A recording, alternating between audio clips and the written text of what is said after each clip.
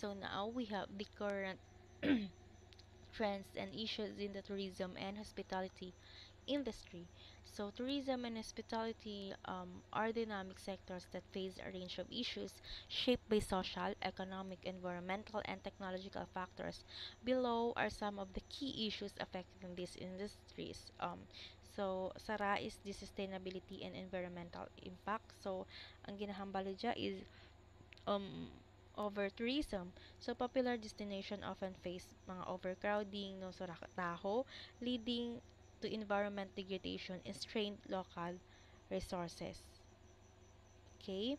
So, carbon footprint. Sa raman nga reason is the tourism industry significantly contributes to greenhouse gas emission through mga air travel, mga cruises, and other transportation methods. So, waste management. So, increased tourism results in more waste, often exceeding the waste management capacities sa sangka destination. So, kung overall, no, overcrowding harms popular places, while the industry's transport adds to a greenhouse gases and waste. Okay, so more on sustainability and environmental impact. So, next is economic factors. So, when it comes to economy or the economic factors, so many regions depend heavily on tourism for economic stability, so making them vulnerable sa downturns in the industry. So the sector often offers a seasonal and low-wage jobs with limited job security and benefits. So a significant portion of tourism revenues leak out of the local economy due to foreign ownership of hotels and tour companies. Okay, so ibig sabihin no, places relying on tourism and then suffer when it falters, no.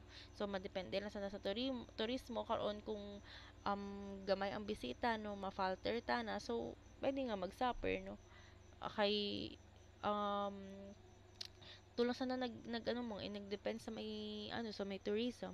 Also jobs are often seasonal and low paying, and much revenues goes elsewhere due to foreign ownership. So amor niya kay nano sa mga previous topics na gid-explain ko ron niya kay nano. So next is the social cultural impacts. So influxes of tourists can lead to the erosion of local cultural and traditions as destinations often alter their practices to cater tourists. So large tourism projects can displace local communities, leading to social tension and loss of local heritage. So also high tourist traffic can sometimes lead to increased crime rates and necessitates enhanced security measures. Okay, so next is technological advancement. So the rise of online booking platforms and digital marketing has transformed how tourists plan and book their travels, impacting traditional travel agencies. So actually kumbaga highlight lamang din dyan sa mga previous natin yung discussion na paliwat-liwat lang yun, no? So storya ko naman kaninyo, I mean gidiscuss ko naman na kaninyo, no, kung ano ang mga digital marketing, mga online booking plus mga booking.com, no.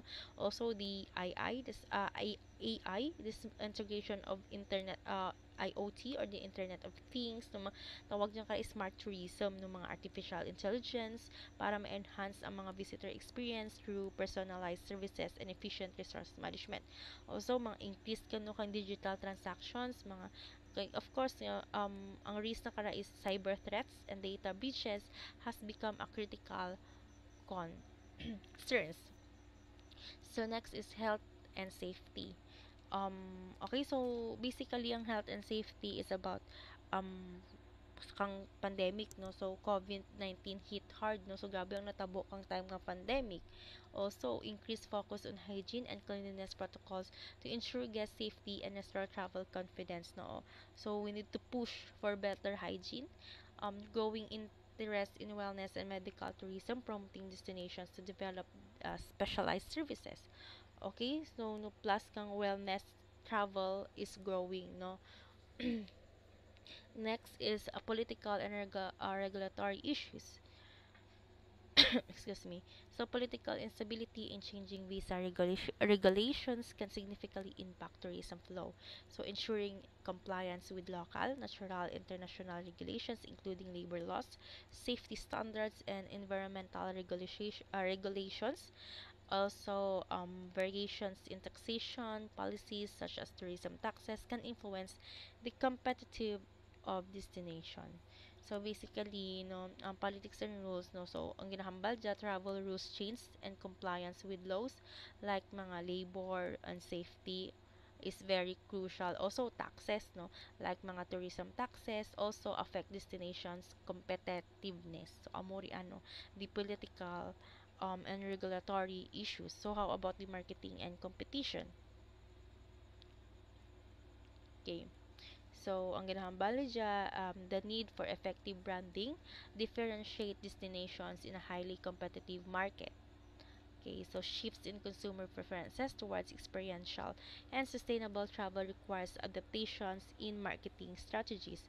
So intense competition both within and between destinations necessitates continuous innovation and quality improvement.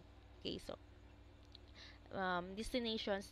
ginahambal is destinations need to be strong branding para mag-stand out, especially with the rise of experiential and eco-friendly travel. So, competition also drives innovation. So, ano ang mga solution yan?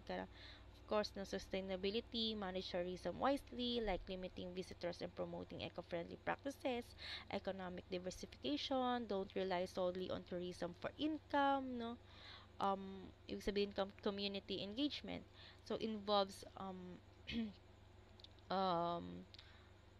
locals in planning to share benefits and preserve culture, tech integration, use technology for better experiences, efficiency and safety, health and safety, implement solid protocols, policy advocacy. So, push for supportive policies, balancing growth with local interest. So, next topic is the future of tourism and hospitality. So, actually, discuss ko rin sa mga sa mga katuto pa nga topic pero um again magwa sa finance so I need to discuss it, no? So, ano ang future of tourism and hospitality? So, sustainability and responsible tourism. Moment.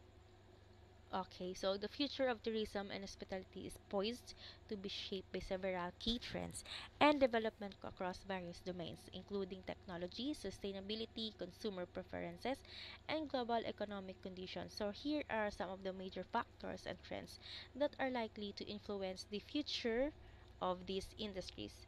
So we have the sustainable and responsible tourism. So eco-friendly practices, no? So there will be a stronger emphasis on reducing the environmental impact of tourism through sustainable practices such as minimizing waste, conserving water, and reducing energy consumption. So, focus on reducing environmental impact by cutting waste, no, to kayo na, no, conserve water, and using less energy. So, ang ibig sabihin man tanakang sustainable destination is mga um, places that prioritize sustainability will appeal more to eco-conscious travelers by protecting nature, promoting mga ecotourism, and helping local communities. So, carbon neutrality, ang ibig masabihin ng karian is to aim for carbon neutrality, will push for innovation in travel, accommodations, and activities to reduce and offset emissions. Okay, so saraman nga um okay, so one is first, no, we have these sustainability and responsible tourism. So next we have the technology advancement. So digital transportation. So patas ka mga AI, VR, no, AR and blockchain will change travel, no. So pas ka AI, no, AI improve services, no, VR, mga AR offer immersive previews and blockchain ensures secure transactions. Okay, so smart tourism. So IoT, no, mention ko rin makinara, no, Internet of Things, connects devices for personalized tips, no, mga instant information, no, mga and better resource use. So contactless service. So ibig sabihin ka dyan, no, mga tech like contactless check-ins and payments improves convenience and safety. So amor ang technological advancement. So how about health and safety? Okay, so enhanced hygiene protocols. So, expect strict cleanliness in accommodations, transport, and public areas. So, amo naman ang meaning kang enhanced hygiene protocols.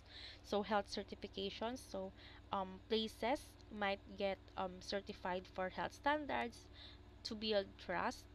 Also, wellness tourism. So, travelers will seek sa mga destinasyon nga ga-offer ka mga wellness retreats, medical tourisms, and holistic experience. Okay? So, next is consumer preferences. So, experiential travel. So, ibig sabihin kay experiential travels, travelers want immersive experiences with local culture, foods, and tradition. So, gusto na daw ma-experience kay gusto na da i-immerse na kagalingan nanda sa kultura no kultura ka mga locals no mga pagkaon nigto and the traditions no personalization. So expect tailored experiences based on preferences mo thanks to data and AI ano. So pwede mo ra ma-search dito no. So input mo lang natuguron na kay nimo kang data or the AI. Also remote work and travel. So ang tawag dyan kara kung nag-travel ka while you're working is workations, okay? So workations will rise as remote work grows. So needing places nga may mayad nga wifi and workspaces, okay? So next is marketing and competition. So digital marketing, no. So, ibig sabihin ka digital marketing, we should expect more advanced strategies using ka mga social media or also the influencers and content para maka-attract ka travelers. So, saraman ka na is destination branding. So, ibig sabihin ka destination branding is stand out by telling unique stories and highlighting special experiences. Okay, so collaboration and partnership. So meaning to say, karian, work together with services, communities, and other destination for better traveler packages. Okay, so infrastructures and development. Excuse me. So sustainable infrastructure. So meaning to say, no, expect investments in eco-friendly hotels, renewable energy, and better transportation for lasting growth. More smart cities. So cities will get smarter with tech to improve visitors' experiences and manage resources. Regional development. So mga lesser known or hindi mga kilala ng mga areas will develop to spread tourists out and ease pressures on hotspots. Okay. Okay, so conclusion. No. So the future of tourism and hospitality will be characterized by balance between innovation kag sustainability. So as the industries evolves, it will need to address the challenges. Um, okay, to address the challenges of environmental impact, health and safety, and changing consumer preferences while leveraging technology's advancements to enhance and personalize the travel experience. So collaboration among stakeholders, including ka mga gobyerno, mga businesses, and local communities, will be crucial to building a resilient and sustainable tourism and hospitality sector.